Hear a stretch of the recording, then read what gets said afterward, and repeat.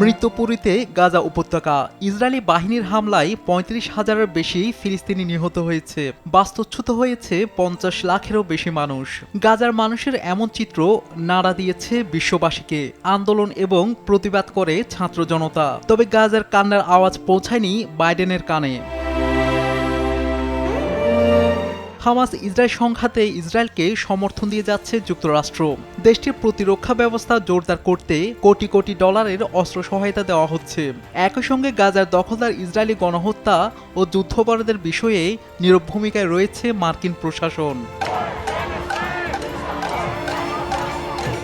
তবে ব্যতিক্রম ঘটনাও আছে। গাজা উপত্যকায় ইসরায়েলি আগ্রাসনের অব্যাহত সমর্থন দেওয়ার প্রতিবাদে পদত্যাগ করেছেন স্বয়ং মার্কিন প্রেসিডেন্ট জো বাইডেনের আরেক কর্মকর্তা। রাফায় ইসরায়েলের পূর্ণমাত্রা স্থল অভিযানের মধ্যে নতুন করে তেল আবিবের জন্য মার্কিন অস্ত্র সহায়তার পরিকল্পনা ঘোষণার একদিন পরেই প্রকাশ্যে পদত্যাগের ঘোষণা দেন তিনি। 6000 mAh ব্যাটারির one and only power master NextG N73।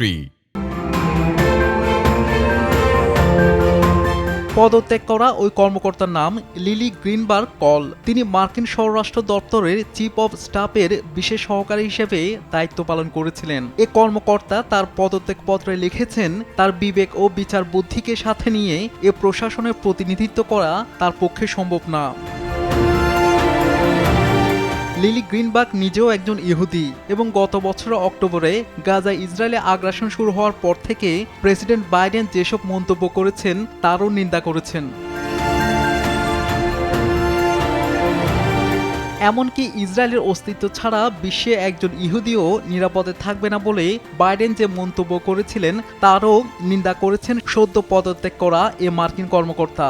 সংবাদ সংস্থাকে দেওয়া এক সাক্ষাৎকারে তিনি বলেন, বাইডেন ইহুদিদেরকে আমেরিকান যুদ্ধযন্ত্রের মুখ বানাচ্ছেন এবং এটি খুব গভীরভাবে ভুল পদক্ষেপ। যুক্তরাষ্ট্রের গাজা নীতির প্রতিবাদে মার্কিন কর্মকর্তাদের পদত্যাগের ঘটনায় এটি প্রথম নয়।